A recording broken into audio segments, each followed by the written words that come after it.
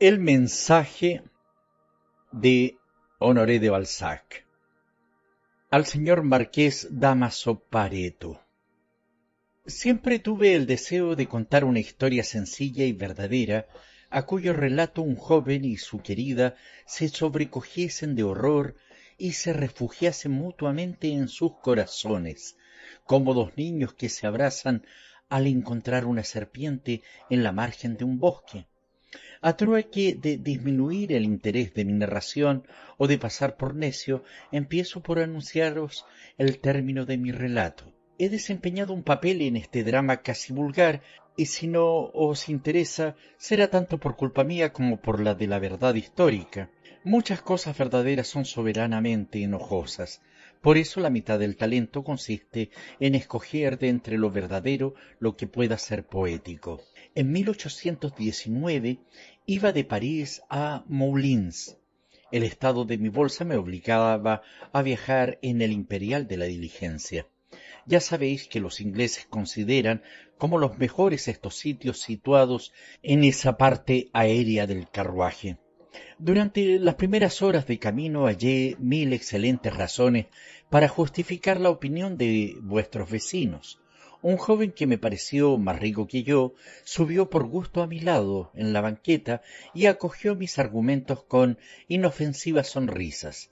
Al principio cierta conformidad de edad, de pensamiento, nuestro mutuo amor por el aire libre y por los ricos aspectos del paisaje que descubríamos a medida que avanzaba el carruaje, y luego yo no sé qué atracción magnética difícil de explicar hicieron nacer en nosotros esa especie de intimidad momentánea a que se abandonan los viajeros con tanta mayor complacencia, cuanto que ese sentimiento efímero parece que debe cesar prontamente, sin obligar a nada para el porvenir. Aún no habíamos hecho 30 leguas, que ya departíamos sobre las mujeres y el amor. Con todas las precauciones oratorias requeridas en semejantes casos, se trató naturalmente de nuestras novias. Jóvenes ambos, sólo llegamos uno y otro a la mujer de cierta edad, es decir, a la mujer que se halla entre los 35 y 40 años. El poeta que nos hubiera escuchado desde Montargis a no sé qué parada, hubiera recogido expresiones bien inflamadas, retratos encantadores y confianzas bien dulces. Nuestros púdicos temores, nuestras interjecciones silenciosas y nuestras miradas vergonzosas aún estaban penetradas de una elocuencia cuyo cándido encanto no he vuelto a sentir. Sin duda alguna que para comprender la juventud es preciso ser joven. Por eso nos comprendimos a las 1000 maravillas acerca de todos los puntos esenciales de la pasión. Ante todo habíamos comenzado por sentar como un hecho y un principio que no había nada de más necio en el mundo que el acto del nacimiento, que muchas mujeres de 40 años eran más jóvenes que ciertas otras de 20 y que en realidad las mujeres no tenían más edad de la que aparentaban. Este sistema no ponía término al diálogo sobre el amor y continuamos nadando, de muy buena fe, en un océano sin límites. En fin, después de haber hecho a nuestras novias jóvenes, encantadoras, llenas de abnegación, condesas dotadas de gusto, espirituales y delicadas, después de haberles dado hermosos pies, piel aterciopelada y hasta dulcemente perfumada, nos confesamos mutuamente, el que la señora tal tenía 38 años y yo que amaba a una cuadragenaria. Acerca de esto, entregados unos a otros a una especie de temor vago, reanudamos más y más nuestras confidencias al hallarnos cofrades en amor. Luego se trató de quién daba pruebas de mayor sentimiento. El uno había andado una vez 200 leguas de camino para ver a su novia tan solo durante una hora. El otro se había arriesgado a pasar por un loo y ser fusilado en un parque, con tal de acudir a una cita nocturna. En fin, todas nuestras locuras. Mas si hay un placer en traer a la memoria los peligros pasados, no hay mucho goce en acordarse de los placeres desvanecidos. No es gozar de ellos dos veces. Los peligros, las grandes y pequeñas dichas, todos nos los contamos, hasta las lisonjas. La condesa de mi amigo había llegado a fumar un cigarrillo solo por complacerle.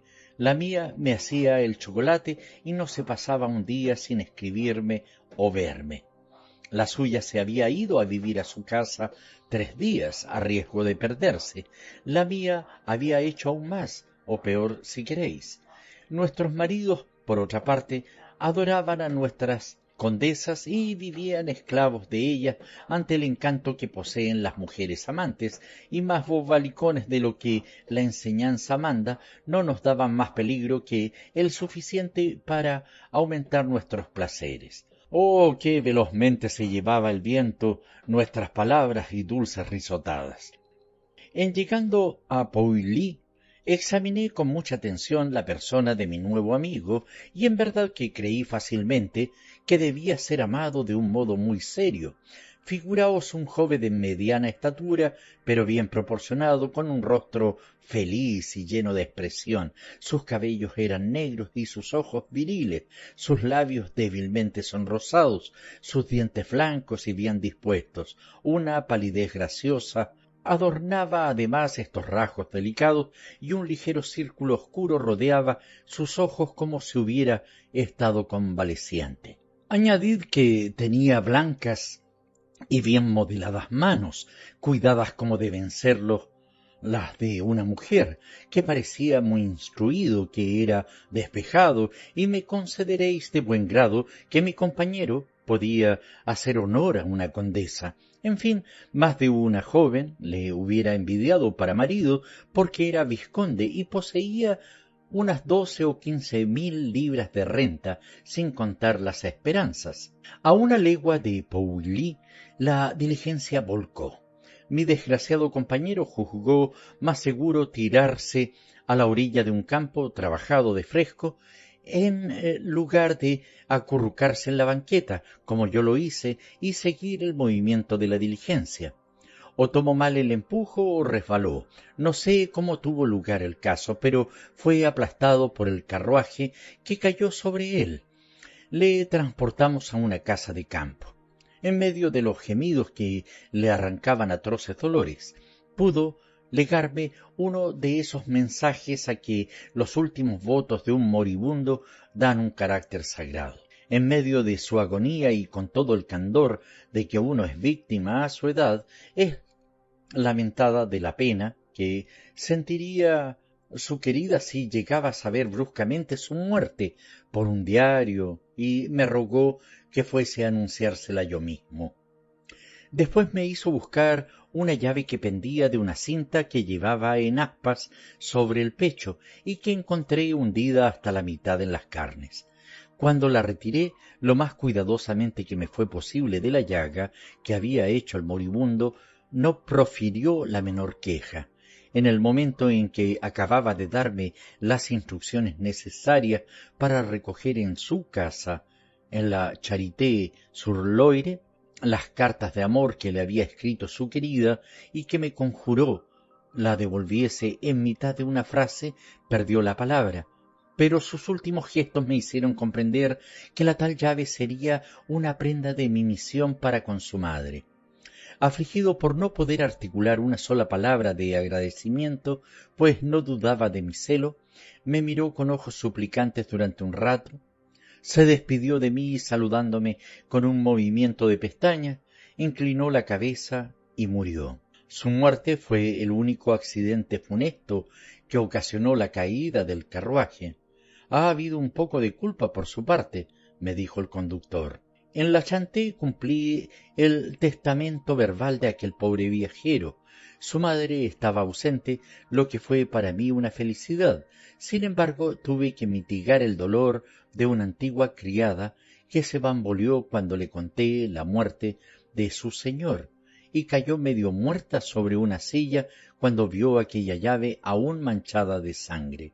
Pero como yo estaba preocupado por un sufrimiento mayor, el de una mujer a quien la suerte arrebataba su amor postrero, dejé que la vieja siguiese el curso de sus prosopeyas, y me llevé cuidadosamente resguardada la preciosa correspondencia de mi amigo de un día. El castillo donde la condesa vivía se hallaba a 8 leguas de Moulins, y para llegar allí faltaban aún algunas leguas de camino. Por consiguiente me era difícil desempeñar mi mensaje, pues por un concurso de circunstancias inútiles de explicar, sólo poseía el dinero necesario para llegar a Moulins. Sin embargo, con el entusiasmo de la juventud, me resolví a hacer el camino a pie, y al ir lo más pronto posible para anticiparme a la fama de las malas noticias que tan rápidamente marcha. Me informé del camino más corto y fui por los senderos del Bourbonnesado, llevando, por decirlo así, un muerto sobre las espaldas. A medida que avanzaba hacia el castillo de Montpersan, me asustaba más y más de la singular peregrinación que había emprendido. Mi imaginación inventaba 1000 fantasías románticas, me representaba las 1000 situaciones en que podría encontrar a Madame de Montpersan, o, para obedecer a la poética de las novelas, la Julieta tan amada del joven viajero. Me forjaba respuestas oportunas a las preguntas que suponía debía hacerme. A cada revuelta del bosque, en cada camino hondo, era cuestión de repetir la escena en que Socias da cuenta de la batalla a su linterna. Con vergüenza de mi corazón no pensé en el primer momento sino en mi porte, en mi ingenio, en la habilidad que quería desplegar, pero cuando me hallé en el lugar una reflexión siniestra me atravesó el alma, como el rayo que serrea y desgarra un velo de nubes grises. Qué noticia tan terrible para una mujer que, ocupada en aquel momento de su amigo, espera de hora en hora alegría sin nombre después de haber tenido 1000 penas, para traerle legalmente a su casa. Existía una caridad bien cruel en ser mensajero de la muerte. Apresuré el paso enlodándome y atascándome los caminos del Bourbonnesado, y pronto alcancé una gran avenida de castaños en cuyo término las masas del castillo de Montpersan se dibujaban sobre el cielo como pardas nubes de claros y fantásticos contornos. Al llegar a la puerta del castillo la encontré abierta. Esta circunstancia imprevista destruyó mis planes y suposiciones. Sin embargo, entré resueltamente, y muy luego que vi al lado con grandes perros, como verdaderos perros de granja. Al ruido acudió una gruesa sirvienta, quien, al decirle que quería hablar a la señora condesa, me mostró por un movimiento de su mano la espesura de un parque a la inglesa que serpenteaba en torno del castillo, y me respondió: «La señora está por allí». «Gracias», le dije con aire irónico. Su por allí podía hacerme divagar 2 horas por el parque. Una hermosa niña de cabellos rizados, con cinturón de rosa, traje blanco, esclavina, plegada, llegó en esto y entendió o cogió al vuelo la pregunta y la respuesta. Apenas me vio, desapareció gritando con una vocecita delgada: «Mamá, hay un caballero que quiere hablarte». Y yo: «Sigue que te sigue» a través de las vueltas de las calles de árboles, los saltos y las ondulaciones de la esclavina blanca, que, parecida a un fuego fatuo, que mostraba el camino que seguía la niña. Es preciso decirlo todo. Al llegar al último zarzal de la avenida, ya me había alzado el cuello, cepillado mi mal sombrero y mi pantalón con las bocamangas del traje. Mi traje con las manchas, y las manchas una por una. Luego lo abotoné cuidadosamente para mostrar el paño del revés, siempre un poco más nuevo que el resto, y por fin bajé el pantalón hasta cubrir las botas, que froté artísticamente sobre la hierba. Gracias a esa toilette de Gascón, creía que no sería tomado por el peatón de la subprefectura, pero cuando aún hoy día traigo a la memoria este momento de mi juventud, me río a veces de mí mismo. De súbito, cuando componía mi porte, al resolver de una verde sinuosidad en medio de 1000 flores iluminadas por un tibio rayo de sol, divisé a Julieta y a su marido. La hermosa pequeñita iba cogida de la mano de su madre, y fácil era apercibirse de que la condesa había apresurado el paso al oír la frase ambigua de su hija. Asombrada ante el aspecto de un desconocido que la saludaba con un aire bastante zurdo, se detuvo y me ofreció un semblante fríamente cumplido y una mueca adorable que me revelaron que habían sido desvanecidas todas sus esperanzas. Busqué, aunque en vano, alguna de mis bellas frases preparadas tan laboriosamente de antemano, y durante este momento de certidumbre el marido tuvo tiempo de presentarse en escena. Millares de pensamientos pasaron por mi cabeza. Por continencia pronuncié algunas insignificantes palabras, preguntando si los presentes eran en realidad el señor conde y la señora condesa de Montpersan. Estas niñerías me permitieron juzgar de un golpe de vista y analizar con una capacidad rara, en la edad que tenía, a los esposos cuya soledad iba a turbar tan violentamente. Él parecía el prototipo de los gentiles hombres que son actualmente el más bello ornato de provincias. Llevaba grandes zapatos de gruesa suela, me colocó en primera línea porque llamaron mi atención con preferencia a su traje negro deslucido, su pantalón usado, su roja corbata y el cuello arrugado de su camisa. Tenía un de magistrado, mucho más de consejero, de prefectura, toda la importancia de un alcalde de cantón a quien nada resiste y la aspereza de un candidato elegible periódicamente rechazado desde 1816, increíble mezcla del buen sentido campestre y de la necedad.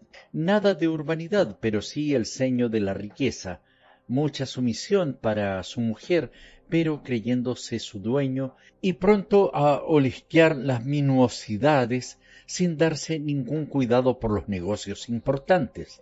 En cuanto a lo demás, una figura ajada, muy arrugada, tostada, algunos cabellos entrecanos, largos y lacios. He aquí todo nuestro hombre. Pero la condesa, cuán vivo y brusco contraste no formaba junto a su marido. Era una mujercita de talle liso y graciosa. Tenía un aire arrebatador, fino y tan delicado que hubierais temido quebrarle los huesos al tocarlo. Llevaba un traje blanco de muselina y en la cabeza un precioso casquete con cintas rosadas, un cinturón rosado, un camisolín echado graciosamente sobre las espaldas y más bellos contornos que, al vislumbrarlos, nacía en el fondo del corazón un irresistible deseo de poseerlos. Sus ojos eran vivos, negros, expresivos, sus movimientos suaves, su pie encantador. Un viejo acomodado no la hubiera echado más allá de 30 años. Tanta juventud había aún en su frente y en los detalles más delicados de su cabeza. En cuanto al carácter, me pareció tener a la vez algo de la condesa de Lignoles y de la marquesa de B., dos tipos de mujer que conservara frescos en la memoria el joven que haya leído la novela de Loubet. Adiviné de repente todos los secretos de aquel hogar y adopté una resolución diplomática digna de un embajador consumado. Quizás esta fue la única vez de mi vida que tuve tacto y emprendí en qué consiste la destreza del cortesano o del hombre de mundo. Desde aquellos días de indiferencia he librado muchas batallas para depurar los menores actos de la vida y nada he hecho sino ajustado al compás de la etiqueta y del buen tono, que secan las más generosas emociones. Señor conde, desearía hablaros a solas, dije con aire misterioso y dando algunos pasos hacia detrás. Me siguió. Julieta nos dejó solos y se alejó descuidadamente como mujer segura de poseer los secretos de su marido a cualquier hora que se le antojara.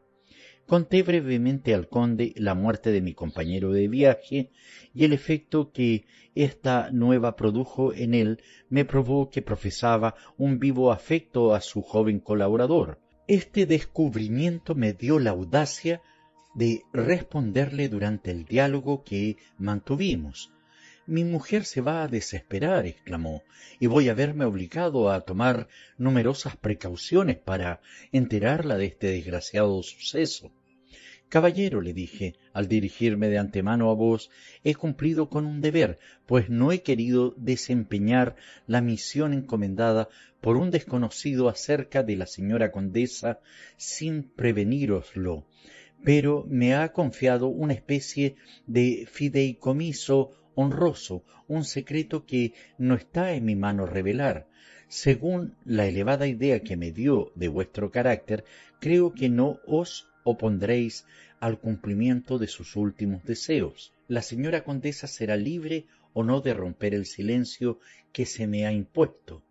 Al escuchar su elogio, el gentil hombre balanceó la cabeza con satisfacción, me respondió por un cumplido muy enredado y por fin me dejó en completa libertad. En este momento la campana tocó a comer y me invitaron a compartir su mesa. Al hallarnos graves y silenciosos, Julieta nos examinó furtivamente, sorprendida extrañamente al ver que, bajo un pretexto fútil, su marido buscaba la ocasión de procurarnos una entrevista. Se detuvo lanzándome una de esas miradas que sólo pueden lanzar las mujeres. Había en ella la curiosidad permitida a una mujer de su casa que recibe a un extranjero que aparece ante ella como llovido del cielo, y expresaba todas las preguntas que merecían mi encargo.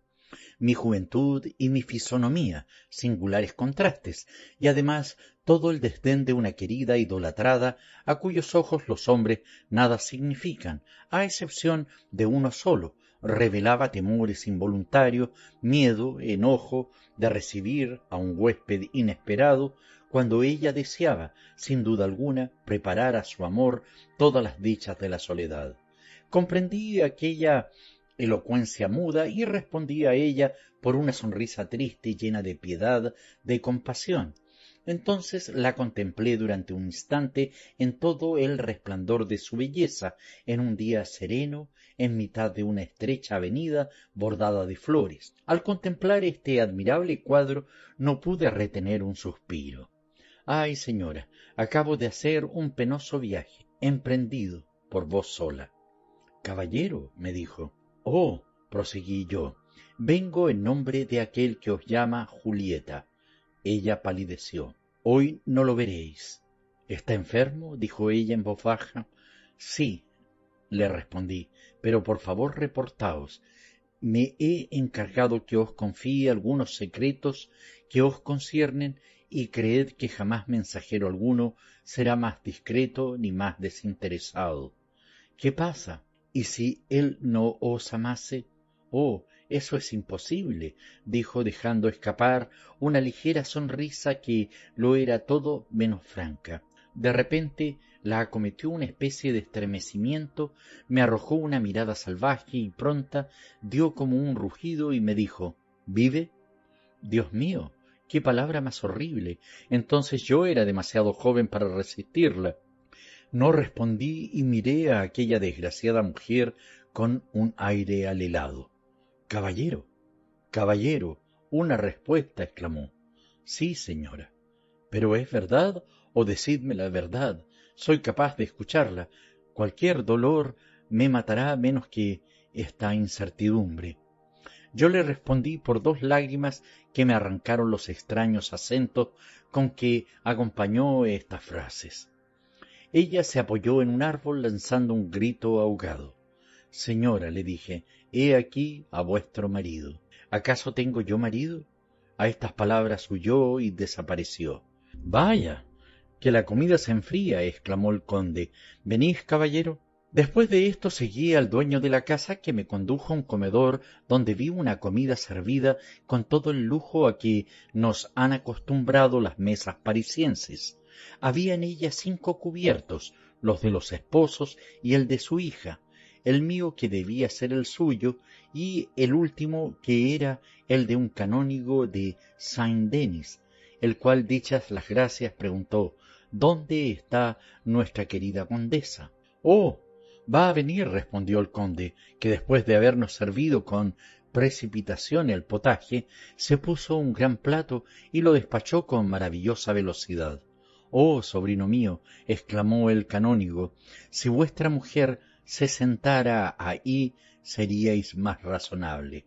—Va a hacerle daño a papá —dijo la muchachita con aire intencionado. Un instante después de este singular episodio gastronómico, y en el momento en que el conde trinchaba con precipitación no sé qué trozo de venado, una camarera entró y dijo: —Señor, no hallamos a la señora en ninguna parte. A estas palabras me levanté por un movimiento brusco, temeroso de una desgracia, y mi fisonomía expresó tan al vivo mis temores que el viejo canónigo me siguió al jardín. El marido vino por decencia hasta el dintel de la puerta. —Quedaos, quedaos, no paséis ningún cuidado —nos dijo, pero no nos acompañó. El canónigo, la camarera y yo recorrimos los senderos y las calles del parque, llamando, escuchando, y tanto más inquieto cuando que yo anuncié la muerte del joven vizconde. Recorriendo el parque expliqué las circunstancias de aquel fatal suceso y me apercibí de que la camarera era de su señora en cuerpo y alma, porque comprendió mucho mejor que el canónigo los secretos de mi terror. Fuimos a los estanques, lo recorrimos todo sin hallar ni a la condesa ni el menor vestigio de su paso. En fin, al volver a lo largo de una pared, oí sordos gemidos, profundamente sofocados, que me parecieron salir de una especie de trojero. Entré resueltamente y descubrimos a Julieta que, muda por el instinto de desesperación, se había ocultado entre el heno.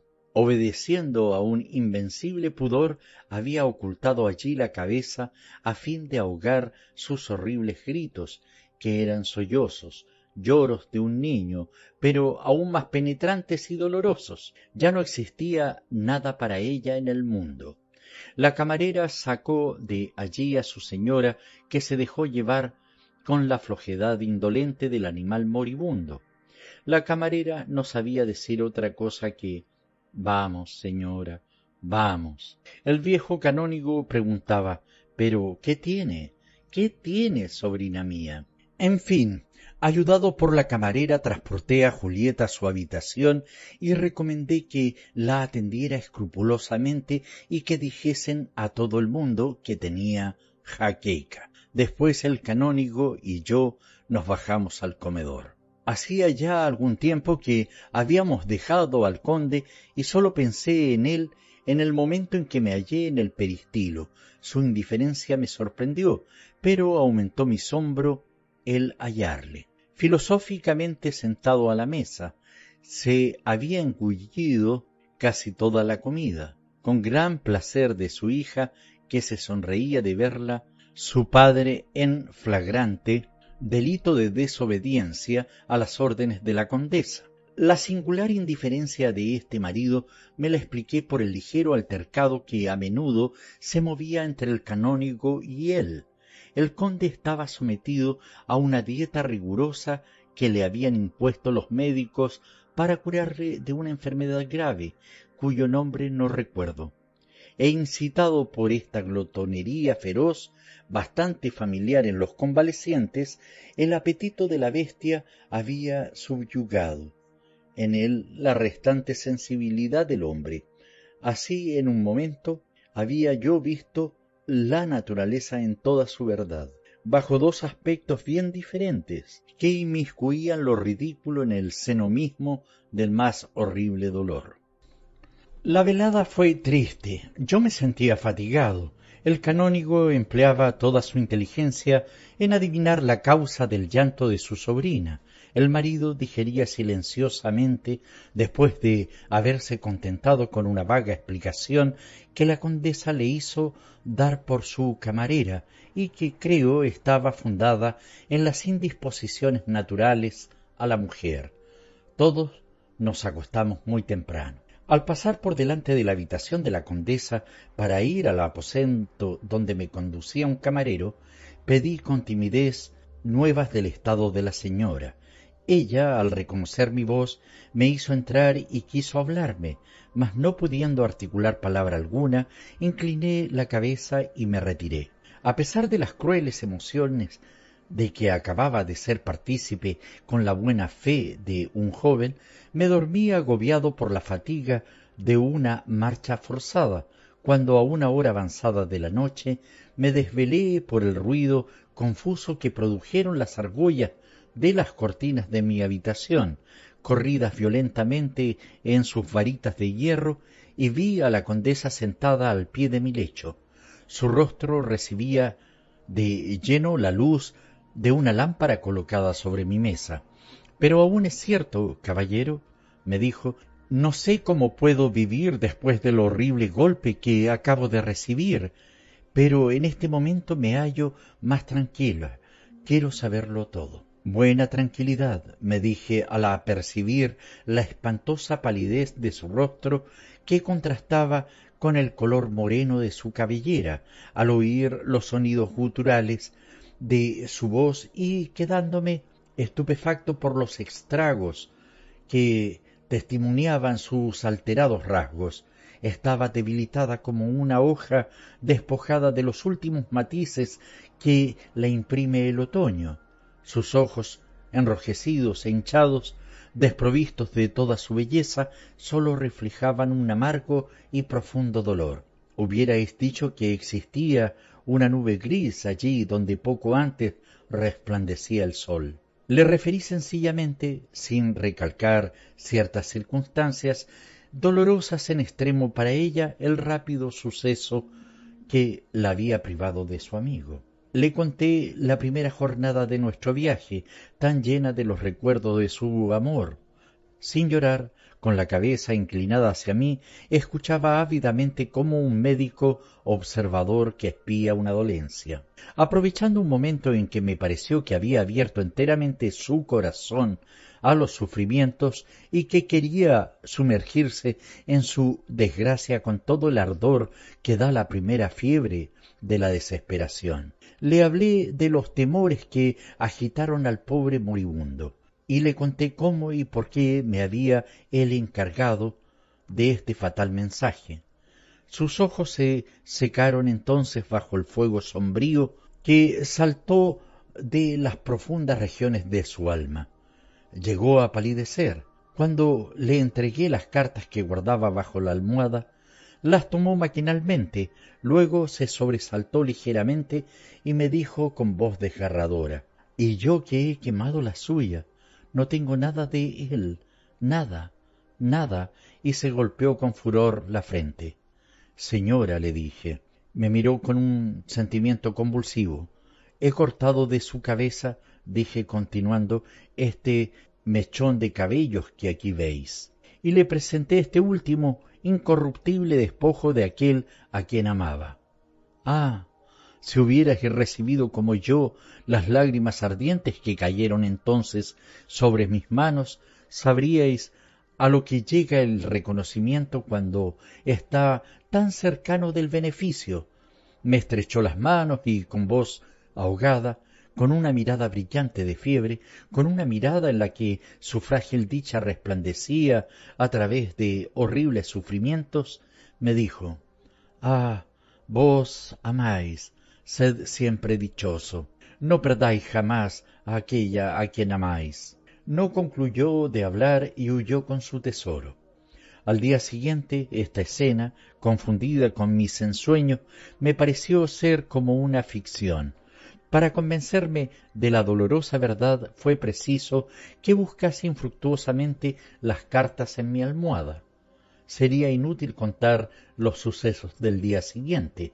Permanecí aún muchas horas con Julieta, a quien tanto me había ponderado mi pobre compañero de viaje. Las menores palabras, los gestos, las acciones de esta mujer me probaron la nobleza de alma, la delicadeza de sentimiento que hacía de ella una de esas hermosas creaciones de amor y de sacrificios tan raramente esparcidos sobre la tierra. Por la noche el mismo conde de Montpersan me acompañó a Moulins. Al llegar me dijo con una especie de turbación: «Caballero, si no es abusar de vuestra complacencia y proceder indiscretamente con un desconocido a quien quedamos obligados, tendríais la bondad de entregar en París, pues que vais en casa de, he olvidado el nombre, calle del Sendero, una suma que le debo y que me ha rogado le remitiese a la mayor brevedad». «Con mucho gusto», le dije, y en la inocencia de mi alma tomé un cartucho de 25 luises que me sirvió para llegar a París y que entregué fielmente al corresponsal acreedor de Monsieur de Montpersan. Sólo al llegar a París y al llevar esta suma a la casa indicada, comprendí la ingeniosa dirección con que Julieta me había obligado, el modo con que este oro me fue prestado, la discreción guardada con una pobreza fácil de adivinar. No revelan todo el genio de una mujer amante. Y qué delicia poder contar esta aventura a una mujer que, miedosa, os ha estrechado la mano diciéndoos: «Oh, amor mío, no te mueras». París, enero 1832.